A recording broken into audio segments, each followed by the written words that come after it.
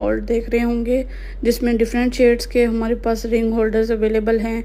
उसके बाद जो मैं मोल्ड राउंड या रेगुलर यूज़ कर रही हूँ वो 10 इंच साइज़ में है। 120 ml मैंने रेज़न लिया है और 60 ml मैंने हार्डनर लिया है। इसको अच्छे से हम लोग मिक्स कर लेंगे। और जो रेज़न की मैंने कंपनी ली है वो मैंने मैजिक का रेज़न यूज़ किया है। आप लोग चाहे तो कोई भी रेज़न कंपनी का ले सकते हैं, जो कि आपको ईज़िली अवेलेबल है आपकी मार्केट में। उसके बाद हमने जो है इसको अच्छे से मिक्स करना है। मुझे इसमें ब्लैक कलर का कुछ नज़र आ रहा था तो मैंने उसको निकाल लिया है। अगर आपको भी रेज़न में कोई बाल नज़र आता है या कोई भी कुछ नज़र आता है तो आप लोग इजीली उसको निकाल सकते हैं। पैनिक नहीं होना, ठीक है। रेज़न आर्ट की फील्ड में आप लोगों ने सॉल्यूशन का हल ढूंढना होता है। ये नहीं है कि आप लोग घबरा जाएं कि अब हमारे साथ पता नहीं क्या होगा। अब हम लोगों ने इसकी सेपरेशन कर लेनी है। जो हमने रेज़न हार्डनर मिक्स किया हुआ था इसको अच्छे से मिक्स करना है दोबारा। और बबल्स की फ़िक्र नहीं करनी, वो जब हम लाइटर से रिमूव करेंगे बबल्स तो वो ख़त्म हो जाएंगे। आई होप सो जिस वे में मैं आप लोगों को सिखा रही हूँ, जिस वे में मैं आप लोगों को बातें क्लियर कर रही हूँ, आप लोगों को मेरी बात की समझ आ रही होगी। ये गोल्डन फ्लेक्स बोलते हैं इसको। जो बिगनर हैं उनको मैं साथ साथ नाम भी बताती जाती हूँ हर वीडियो में, ताकि उन लोगों को नाम भी याद होते जाएं। गोल्डन फ्लेक्स या गोल्डन फॉइल्स को हमने इसमें मिक्स कर लिया। ये एक साइड पे हम ये डालेंगे। दूसरा जो हमारे पास ट्रांसपेरेंट रेज़न हार्डनर का मिक्सचर हमने सेपरेट आउट किया है उसके अंदर हम पर्ल वाइट मीका पाउडर डालेंगे। मीका पाउडर की 2 टाइप्स होती हैं, एक शाइनी होती है, दूसरी मैट होती है। तो आप लोगों ने डिमांड के मुताबिक मीका पाउडर लेना है। मैं यहाँ पे शाइनी मीका पाउडर यूज़ कर रही हूँ जिसमें पर्ल इफ़ेक्ट होता है। यहाँ तक अगर आप लोगों का कोई क्वेश्चन है तो मुझे फ़ौरन कमेंट सेक्शन में टाइप करके भेज दें। इंशाल्लाह मैं कोशिश करूँगी कि टाइम टू टाइम आप लोगों को रिप्लाई मिलता रहे आप लोगों की क्यूरीज़ का। उसके बाद मैंने रिंग होल्डर मोड इसीलिए साथ रख लिया है क्योंकि मैंने मैचिंग का रिंग होल्डर भी बनाने हैं 2। तो इस साइड पे हम लोगों ने गोल्डन फ्लेक्स वाला साइड पोर कर दिया है और दूसरी साइड पे हम वाइट वाला पोर कर देंगे। और अगर आप लोगों को रेज़न हार्डनर कम हो रहा है, आपका मोल्ड बड़ा है और आप लोगों ने कम मिक्सचर रेडी किया हुआ है, तो उसमें घबराने वाली बात नहीं होती। उसी कप में ही आप लोग मेजरिंग स्केल को 0 पे रख के, ठीक है, कप का मेजरमेंट नहीं लेना, 0 पे करके मेजरिंग स्केल को उसको दोबारा जो है आपने उसके अंदर रेज़न हार्डनर मिक्स करके उसको सॉल्यूशन को अच्छे से मिक्स करना है। उसके बाद दोबारा आप लोगों ने वाइट जो है वो मिक्स करके मीका पाउडर और पोर कर देना है। मुझे जो ट्रांसपेरेंट साइड थी वो ज़्यादा नहीं चाहिए थी जिसमें गोल्डन फ्लेक्स ऐड हैं, और मुझे वो वाइट वाला पार्ट था वो थोड़ा ज़्यादा चाहिए था ताकि वो वाइट वाला पार्ट जो है वो ट्रांसपेरेंट वाली साइड को कवर कर ले। तो इसीलिए मैंने रेज़न हार्डनर का मिक्सचर 20 ml जो है वो रेज़न लिया और 10 ml जो है वो हार्डनर लिया। थोड़ा सा मुझे ये चाहिए था तो ये इसको मैं अब उसी कप में ही यूज़ कर रही हूँ जो कि मेरा यूज्ड कप है। लेकिन रेज़न ड्राई नहीं हुआ, क्यों? क्योंकि मैं अभी फ़ौरन ही इसको मिक्स करके डालूँगी।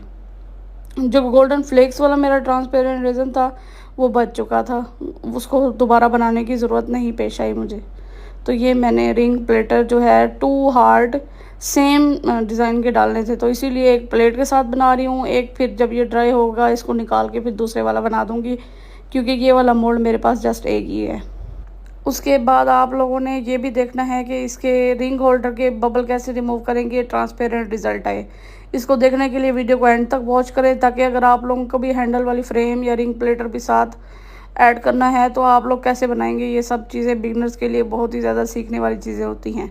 साथ हमने हीट गन से, हीट लाइटर से जो है वो बबल रिमूव करते जाना है और साथ में जो है पोरिंग को भी देखते जाना है। इफ़ेक्ट्स अगर आप लोगों ने बनाने हैं तो थोड़ा स्टिकी रेज़न होगा, अभी कंसिस्टेंसी रनी है, तो जो भी आप लोग इफ़ेक्ट डालने की कोशिश करेंगे वो ख़त्म हो जाएगा। तो जब स्टिकी हो जाए रेज़न थोड़ा वेट दें, उसके बाद जो है आप लोग इफ़ेक्ट्स बनाएं ताकि वो रह भी जाएं। विनाइल स्टिकर्स इस फ्रेम के लिए मैंने craftix.pk से ऑर्डर किया था। स्क्रीन पे आप लोगों को यूज़र नेम इनका मेंशन कर रही हूँ। इंस्टा पे ये अवेलेबल हैं, आप लोग किसी भी कोने में बैठ के पाकिस्तान के इससे ऑर्डर कर सकते हैं। कस्टमाइजेशन इनके पास अवेलेबल है, different type of variety stickers की अवेलेबल होती हैं इनके पास।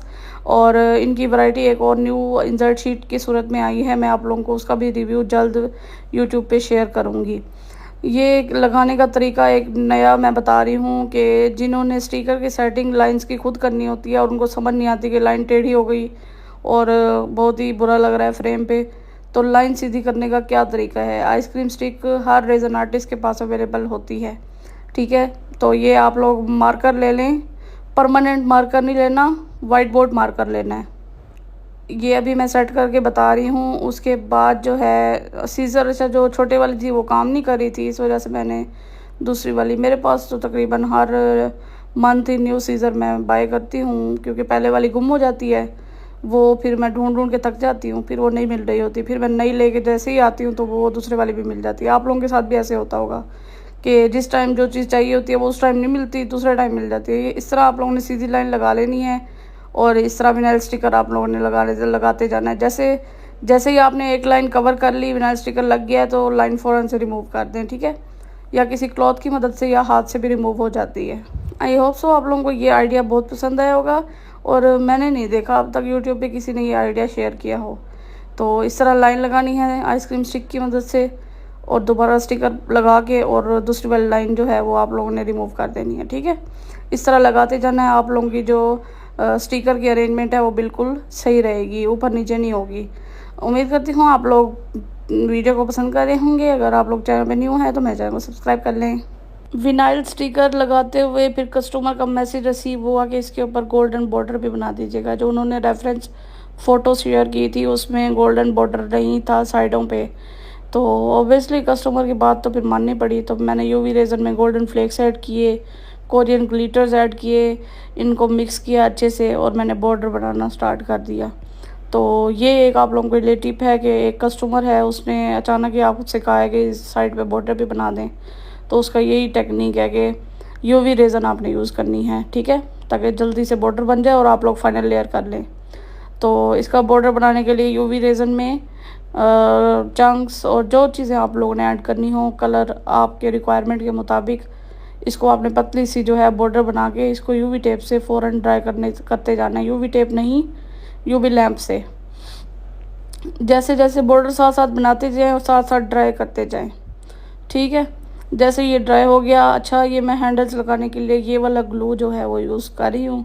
हैंडल्स मैं ग्लू से इसलिए लगा रही हूँ ताकि ये थोड़ा सा इसको सहारा मिल जाए, ठीक है। सहारा देने के लिए हैंडल्स को आप लोगों ने ग्लू लगाना है और उसके बाद जो है इसको हैंडल्स को लगा देना है। 10 मिनट बाद आप लोगों ने फाइनल लेयरिंग जो है वो कर देनी है।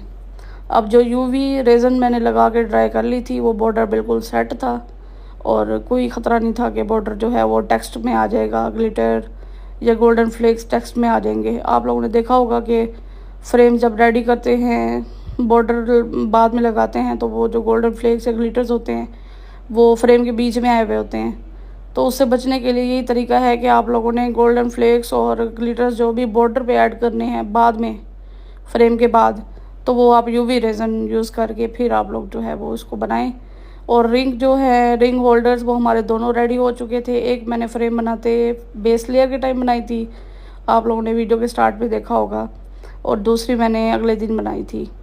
अब फाइनल लेयरिंग के लिए मैं 120 ml रेजन ले रही हूँ और 60 ml जो है वो हार्डनर ले रही हूँ। ये फाइनल लेयरिंग जो है वो मैंने कर दी है और आई होप सो कि आप लोगों को इसकी जो फाइनल लुक है वो बहुत खूबसूरत लगी होगी। सब ने इसकी बहुत तारीफ़ की और मुझे भी ये बहुत अच्छा लग रहा था। थोड़ी देर आप लोगों ने वेट करना है। जैसे ये रेजन स्टिकी होने लगे, कोशिश करें कि रिंग होल्डर्स जो हैं वो इसके ऊपर फिक्स कर दें ताकि वो इधर उधर होके गिरे ना और टूटे ना। कुछ लोग ऐसे भी करते हैं, जब फुली ड्राई हो जाती है फ्रेम तब वो थोड़ी सी ग्लू लगा के, ग्लू गन या फिर सिंपल जो ग्लू मैंने आप लोगों को दिखाई है वो वाली लगा के फिर फिक्स करते हैं। उसका ये ख़तरा होता है कि वो निकल जाएगी। तो सबसे बेस्ट तरीका ये है कि आपने जहाँ रिंग होल्डर्स रखने हैं वहाँ पे आप लोग थोड़ा सा रेजन स्टिकी होने पे इसको फिक्स कर दें ताकि वो ड्राई होके फिक्स हो जाए। ये है जिसकी फ़ाइनल लुक।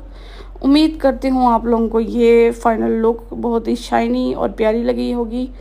नेक्स्ट वीडियो के लिए वेट करें। Thanks for watching.